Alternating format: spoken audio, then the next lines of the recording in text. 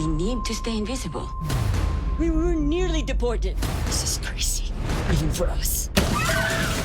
I'm a big fan of the show, not only because it stars a Filipino star and an Asian AAPR star, but it's a whole family, guys, a whole family on a network TV show.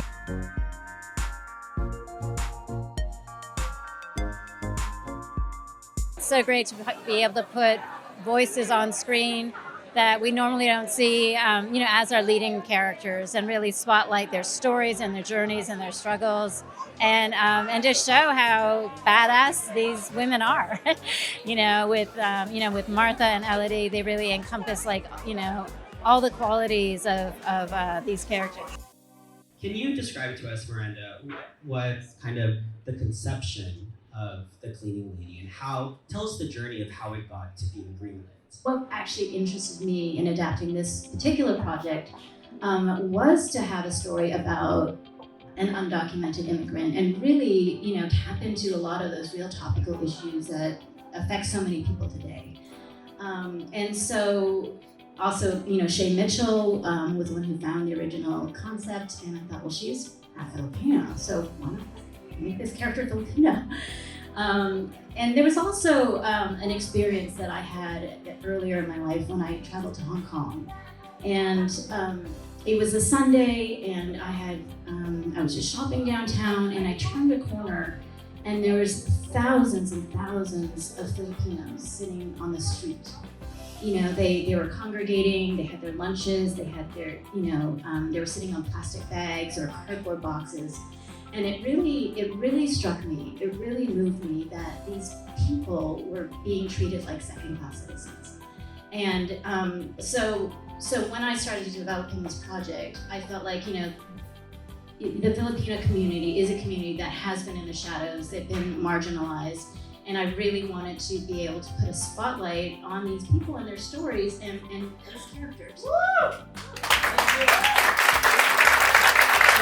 And so it really was about giving voice to people who haven't had a voice before. I mean, that's the whole premise of the show, right? Is to highlight, people, and you look at somebody, you think they're your cleaning lady, and they're not educated. Like, no, there's a doctor, there's a nurse, and there's so much behind a person that you don't consider so much. So it was about a 5-month process to get the pitch ready, and then pitched it to 5 networks.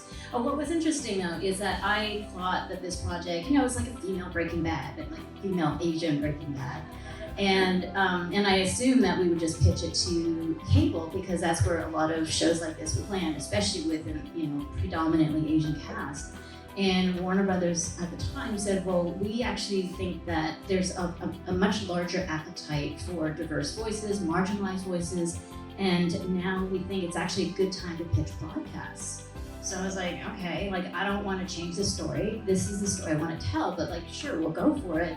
And we pitched 5 networks. Fox was the first, and they picked it up immediately.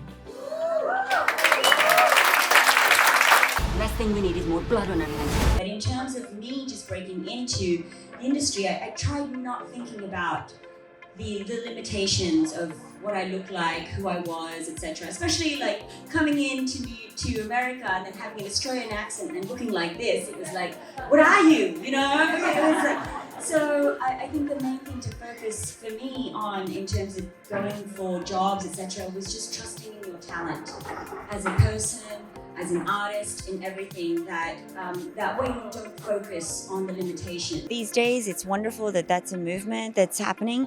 I think my whole sentiment is that it becomes normalized, that it's not something that is just kind of highlighted, but at the same time that everybody just gets hired for their talent. But I think it is so important that diversity and representation is something that is moving forward, so that people like me and Filipinos and AAPI all get an equal opportunity at showcasing their talent. What Miranda and the team of A Cleaning Lady has done is incredible and so inspiring to bring the stories of Filipinos and immigrants of the world to the big screen. I feel like it's now time for the Filipinos in Hollywood, and just pushing the boundaries. And so I encourage everyone to just keep going because it's our time now and it's very, very exciting. Tell us about your experience in the Cleaning Lady Princess. It was fun seeing other Filipinos or other actors with Filipino heritage working with me there. And it was nice seeing our language on the script.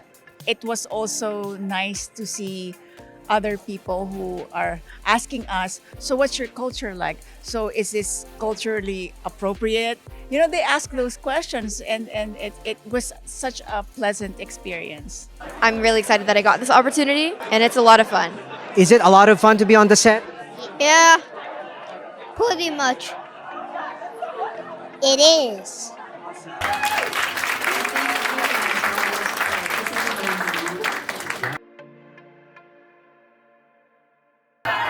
Where my Pinoy's at though? Where's my Pinoy? Digin, brown woman, rise and let now. Yung ugat, they got nothing on us, nothing on us. Yes, we're absolutely excited. I mean, I just literally, one of the first things that I did when I knew that I was going to become executive director was call Miranda up. I was like, Miranda, I have this nonprofit. It's got a few thousand Filipino American creatives and we just want to help uplift it. And she was like, okay, I mean, I'm here. So she's here with her entire team, her writers, her actors, as well as Ruby Ibarra is singing tonight. I've been part of this community, the industry since the late 90s, and I've never seen so much of the Filipino Americans coming together and helping each other. Like when I first started, I didn't really see any Filipino Americans. I didn't hear from anyone. So I just kind of kept my head down and just kept working. But now just seeing everyone come together, it's amazing.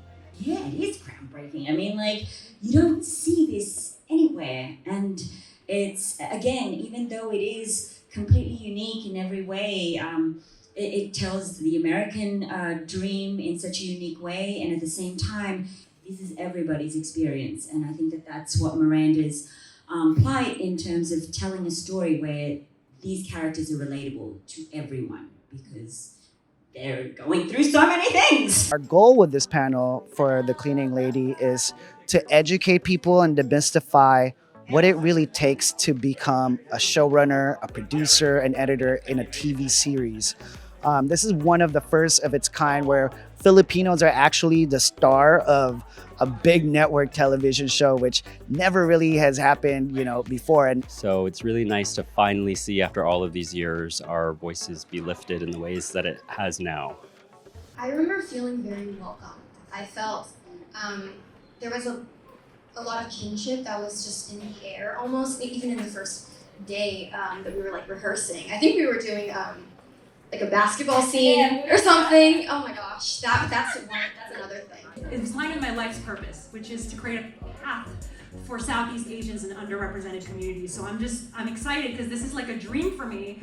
In order to find Filipino representation, it has to come in unison. It has to be all of us working together because we all have the same vision. Every time that we talk about representation, the way we talk about entering into mainstream, it's a collective effort. And so all of us kind of coming together really allows us to reach that goal. Maybe it's always thinking that there's this crab mentality, but no, not at all. It's really, how can we support one another? We're all doing so many great things. How can we put it on our platform, be able to support one another? So I'm just really excited. And I know that this is the start of many activations together. So I'm just excited. It's very inspiring and it feels amazing. I love seeing our community come together, not only for this event, but for all creative pursuits in the media. I love it. I am, first of all, absolutely honored to be here and to see that our people have gotten together and we're growing and we're evolving, and I just love it so much. I think it's very important also to spotlight Filipinos in this space too, because we're such a strong, wonderful community with such rich stories and such amazing talent. Being an Asian American in this time, I think is an amazing time, and that's, my mission in life is to uplift us. All I know is I'll make it this time. You see, I do this for mine, but trust it weighs on my spine. Every script we handed in, they're like, well, how can we get more Tony and Fiona? Because they really saw, like, right from the pilot, like, that's the heart and soul of this show. is Tony and Fiona and this family that they're holding together. The fact that they'll do anything for their kids, and they're the rock for each other. And so it actually, because of what you brought, we actually ended up writing more and more for you guys.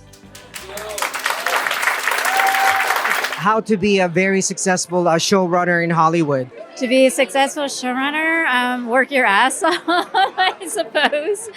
I mean, really trust your own instincts, follow your heart, tell the kinds of stories that really move you, things that you're impassioned about. I think, finding your own authentic voice to tell those stories and to tell a very specific perspective